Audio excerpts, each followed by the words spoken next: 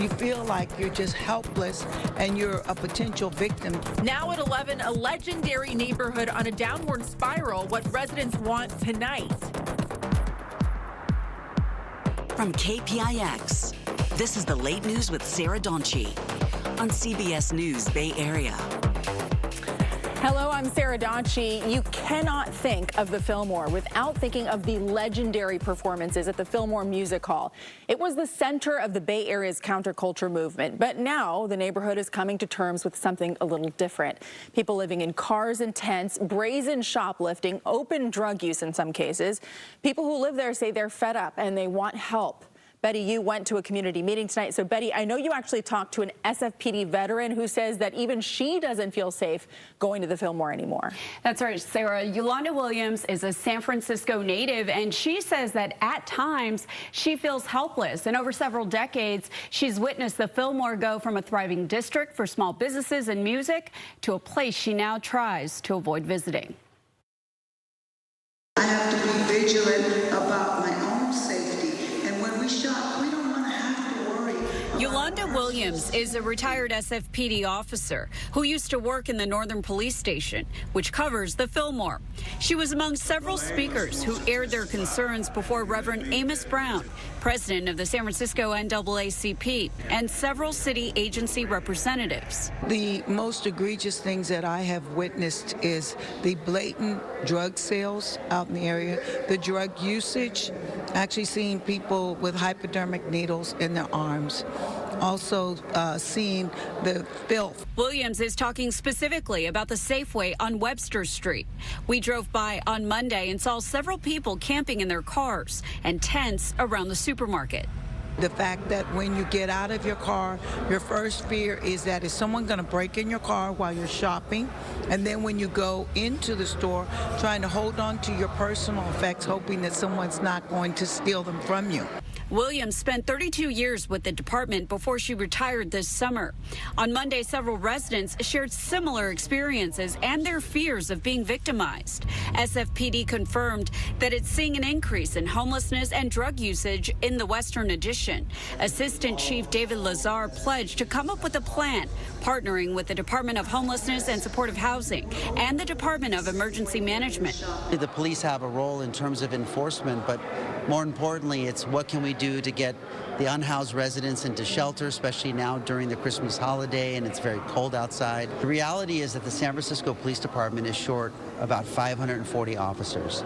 This is unprecedented. Also in the audience tonight, the executive director of the Ella Hill Hutch Center, nonprofit leader James Spangola, said he was viciously beaten by two homeless men back in June, and conditions in the community haven't improved. Williams said the neighborhood today is wildly different from the one she grew up visiting as a little girl. This used to be called Uptown, so we would come to Uptown instead of going to downtown for shopping. And I have just seen this just do a major 360-degree turn. And she said she actually remembers when businesses were booming and when that specific Safeway just opened. It was a wonderful addition to the community, and now she says it's being overlooked and marginalized when it comes to city services. So I have to ask, given that she used to be a police officer, when she sees things like this happen, does she actually ever try to intervene in any way? Well, she did tell me that her only consolation is because she's a retired police officer, she can carry a weapon, but most people cannot. She also says she does take a proactive approach, and she does tell people in the parking lot, knock it off. This is not right. What are you doing? But she knows that this is just the start to a really big solution. Yeah, absolutely. Betty, thank you so much for sharing her story. We appreciate it. Now, the Biden administration is tackling the homelessness crisis by trying to prevent it from happening in the first place. The president is calling for more action to keep people from losing their homes, and his new plan includes boosting affordable housing, adding more emergency shelters, and support programs. The White House has set a goal by 2025 of reducing the number of unsheltered people by 25%. But would the president's plan actually work here in the Bay Area, one of the most expensive places to live in the country? We sent John Ramos to find out. The Tenderloin is a place that many fear and point to as an example of what's wrong with San Francisco. But Jennifer Friedenbach has worked here for 27 years and sees it very differently. Well, I've never been scared of the Tenderloin because everybody looks out for each other. So everybody knows each other. People are really, this is like a really caring community. Jennifer is executive director of the Coalition on Homelessness and says if the federal government is looking for solutions to homelessness, they should start by looking in the mirror. This is our second episode of mass homelessness since the early 1980s, and it was caused by massive cuts to housing at the federal level. And so in order to end homelessness, you need to restore that funding and make sure that folks who can't afford their rent get subsidies.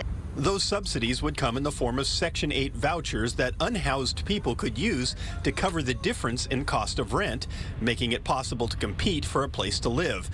It's a suggestion most homeless advocates agree with, including Ray Bramson with Destination Home, a housing nonprofit in Santa Clara County. These are rental subsidies that can get in the hands of people and provide them with a place that they can afford to call home for a long period of time. I think we haven't seen a deep investment in housing vouchers in this country for some time. There was money in the Building Back Better initiative. Unfortunately, that fell by the wayside. If we had a deep investment in that resource, there's a chance we could get thousands and thousands of people off our streets locally. But just as important as getting people off the streets is making sure they never end up there in the first place. Biden's all-in proposal emphasizes prevention as one of the key pillars to finding solutions. Kevin Zwick, the CEO of United Way Bay Area, says it makes practical sense to help people before they end up in a crisis. So this focus, putting equal attention to prevention, to getting upstream, is a great solution because it's a faster solution, it's more cost effective, and we have great nonprofit on the ground working with cities and counties that know how to do this.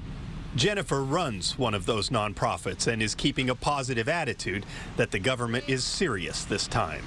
I am a sucker for having my heart broken, so I'll have my hopes up that they'll actually invest. They say hope is not a strategy, but feeling hopeless may be what's keeping us where we are now. Tonight, Elon Musk remaining silent after his poll asking Twitter users if he should step down as CEO showed a clear majority of people said yes. Musk put out this poll saying he would abide by the results, whatever they may be. More than 17 million votes cast. About 57% said he should quit. Musk's poll had people talking on social media. Even Snoop Dogg weighed in on all of it, asking Twitter if he should run the site if Musk were to step down. More than 3 million people voted. 81% said yes. We spoke to CNET executive editor Ian Scher, who could be Musk's possible replacement. I do think that he will either hire someone who is like him, or he might hire Mr. Rogers, right? And this like nice guy. And then we have to ask, okay, is he gonna follow what Elon Musk says, or is he going to push back? So Ian Scher also thinks that Musk might abide by the results of the poll.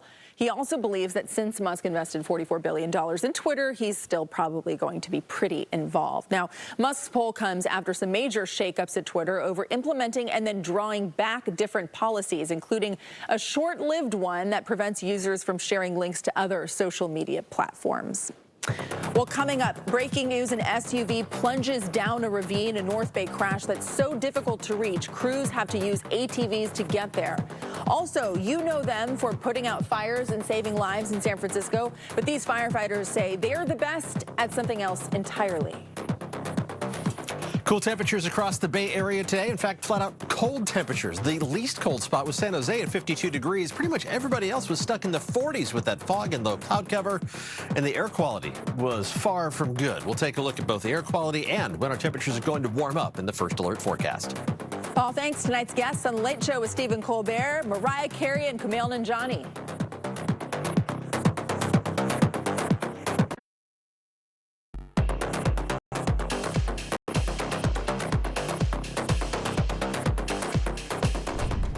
Well, just into our newsroom tonight, a major operation happening at a Sonoma County crash site right now. 2 people are dead, 3 injured after a Jeep crashed and fell 300 feet down into a ravine.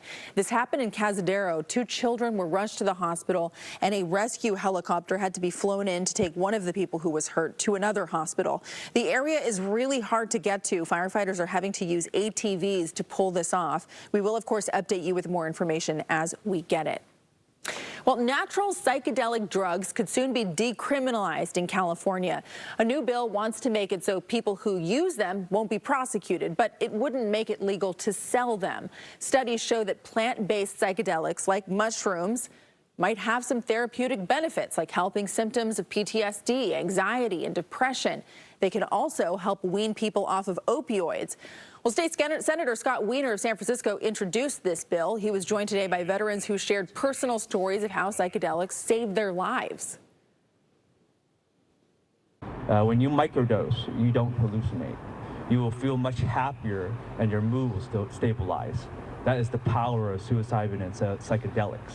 We need this alternative medicine so we could heal our veteran community suffering from mental illness that has been taking a toll on our brothers and sisters. Of course, not everyone is going to agree. Some law enforcement agencies oppose the bill. The District Attorneys Association says it wants to see more evidence that these drugs are as safe as marijuana. Contra Costa County leaders got an earful tonight from people who are not happy about what's been going on at the Martinez refinery. There was a virtual town hall about a Thanksgiving Day chemical leak that cast dust over some neighborhoods there, and inside of that dust, heavy metals. The health department says the refinery violated state law by failing to report the leak. The refinery had spewed toxic waste into my community. I wouldn't have spent the day outside, but I did, and my health has suffered greatly since that incident. I've had a series of severe asthma attacks. Earlier this month, community members voiced concerns about intense flaring at the refinery. The company says this was caused by an equipment issue. Flaring is a safety technique used to release excess pressure buildup. Well, the skies over the Bay Area today were more than a little hazy, and you could really see the haze when the sun was going down over San Jose today. First Alert meteorologist Paul Hagen has been looking at that. I mean, that actually looks like a pretty shot. I know it's not supposed to be. But it's all of this stuff. Yeah. Yeah, down there, which is smog. It's smoke from chimney smoke. I mean, wood-burning fireplaces and stoves, and just that stubborn fog that we had a hard time getting rid of. Let's take a look at the big picture perspective. I think we are going to have more success at getting the atmosphere to kind of stir itself around tomorrow and help to disperse some of that fog, but it certainly kept temperatures cool today. Little ripple in the atmosphere off the coast is trying to send some moisture towards the North Bay. That's evaporating on the way down. For now, we are going to see more cracks in the cloud cover as we head through the first half of the day tomorrow. So that mix of clouds and sunshine allows temperatures to warm back up to what's normal for this time of year. A few showers north of the Golden Gate possible. These are going to be splash and dash showers, more mist than hit. And if you get a shower, it's not going to amount to much more than a trace of rainfall. Another chance tomorrow night into early Wednesday, and then a dry break largely takes over as we head through the rest of Wednesday and into most of Thursday before another little ripple in the atmosphere is going to try to send a chance of showers towards the North Bay by late Thursday and into Thursday night. It's not going to be substantial enough to wash the chimney smoke out of the atmosphere, so air quality is likely going to be where it was today, mostly in the moderate category, but occasionally dipping into that unhealthy for sensitive groups range, and it's not going to get much better as we head through Wednesday, Thursday, and Friday. I want to take just a minute to talk about the national travel forecast because this is a big travel week leading up to Christmas weekend. Trouble spot's going to be in the Pacific Northwest tomorrow. 4 to 6 inches of snow for Seattle, so any flight going through Seattle Tacoma is going to have some delays. That storm system emerges from the Rocky Mountains on Wednesday. It's going to cause some problems across the rest of the country the rest of the week. The Twin Cities and Denver getting some snow to slow things down. That's going to be on Wednesday. That spreads towards Chicago, Kansas City, St. Louis on Thursday, and it's going to continue advancing to the east for the end of the work week, but also a very busy travel day on Friday. Likely to have delays for Chicago. That is not a typo. It is going to be 5 degrees for a high temperature in Chicago on Friday. There's going to be showers and thunderstorms along with gusty winds in New York. Gusty winds could slow things down for any flight connecting through Atlanta. Just make sure you're checking the websites of the various airlines to make sure your flight or a family's flight is going to remain on time. Temperatures right now, mostly in the 40s. Down to 39 degrees in Livermore, but those temperatures haven't changed a whole lot over the past several hours, and they won't change a whole lot. A mix of upper 30s and low 40s in the map by early tomorrow morning. And with that sun breaking through, we should warm up to near average temperatures. Mid to upper 50s for almost the entire Bay Area. Everybody within a degree or two of what's normal for December 20th, the last full day of autumn, technically. A little cooler for the North Bay compared to other inland parts of the Bay Area with more clouds and that slight chance of a couple of passing showers. But it's the only rain chance in the 7-day forecast. We do have a warm-up in store as we head towards Christmas weekend. Temperatures will reach the low to mid-60s both Christmas Eve on Saturday and Christmas Day on Sunday. A few spots, especially inland in the Santa Clara Valley and the North Bay, could hit the upper 60s, close to 70 degrees for Christmas Day. Charlie? All right, look at that. Sports is coming up next. Jordan Poole reacts to his 40-piece in Toronto, a reality check for Baker Mayfield and the Rams, plus the play everyone's still talking about. We'll hear from one Raider who just had a Forrest Gump moment after this one. Details next. And still ahead, bliss would be an understatement. The overwhelming reaction on the streets of Argentina after what some are calling the best soccer game ever played.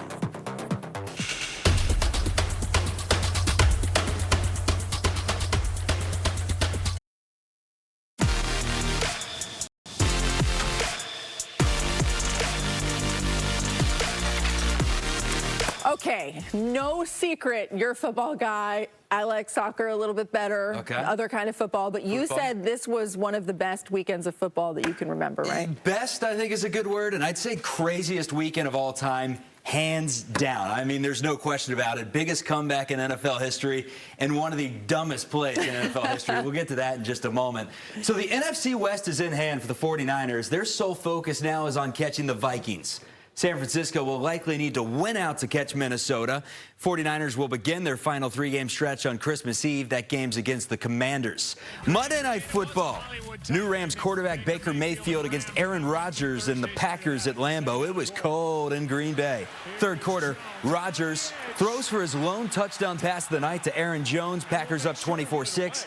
And then the defense goes to work. 2-possession game. Mayfield hit as he throws. An early Christmas present for Rasul Douglas.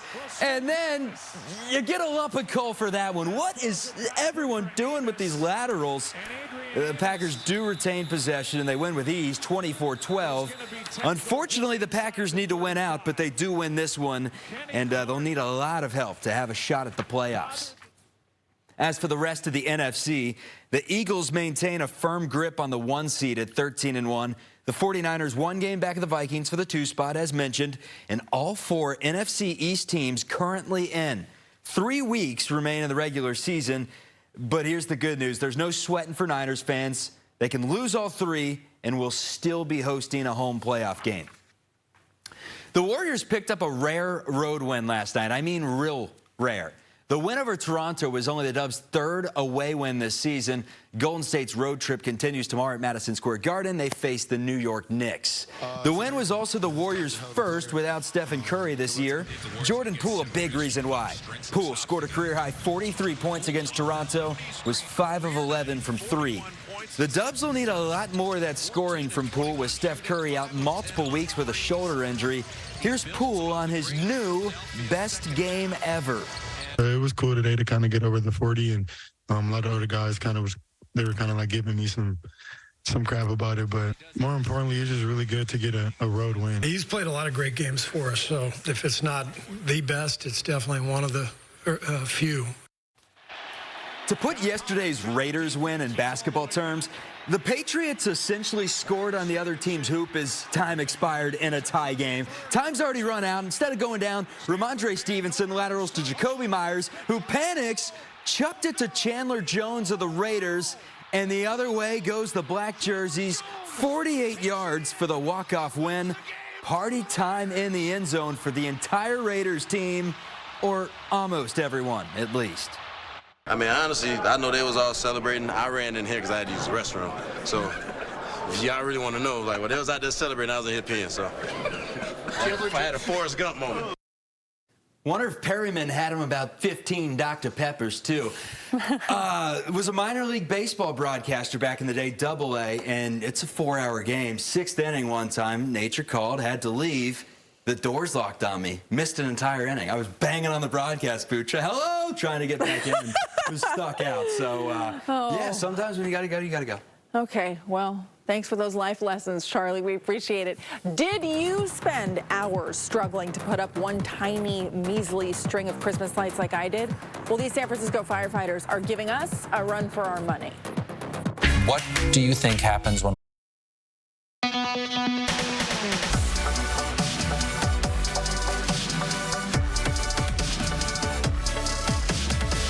San Francisco firefighters have been having a little friendly competition to see which station has the best holiday decorations. The winner gets $1,500 to donate to whatever charity they want. Tonight we stopped by a few of the stations to see what they had going on and to see if maybe we could encourage a little trash talking. It's not how I phrased it off camera, but that's what we're saying on TV.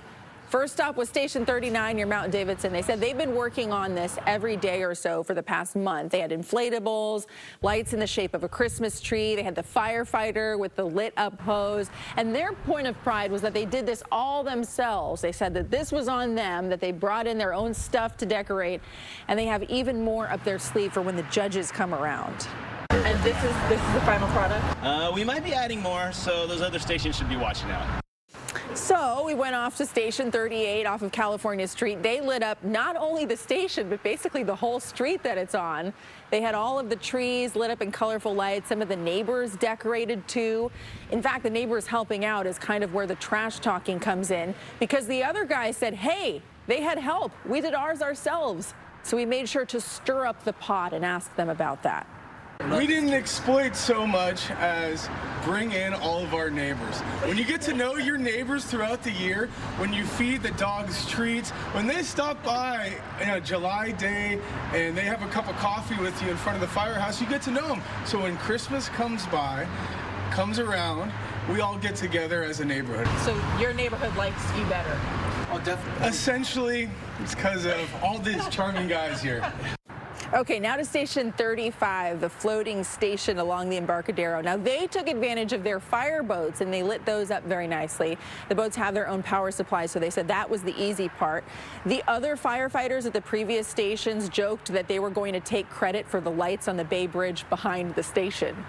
When your station is under such a beautiful image, how can you not include it? We didn't have to pull out gimmicks and snow and massive inflatables and recruit everybody to help us with our decorations.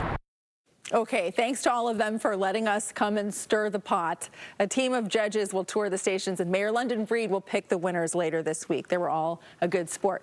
Up next, looking at this, you can feel the power of the World Cup, an outpouring of joy so massive it is hard to comprehend.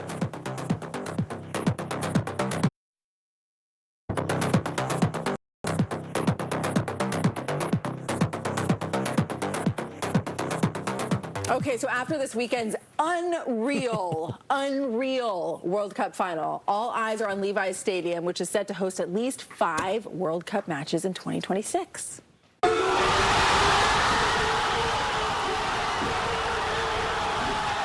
That is the sound of pure joy. Thousands and thousands of Argentinians celebrating their World Cup win after a penalty shootout.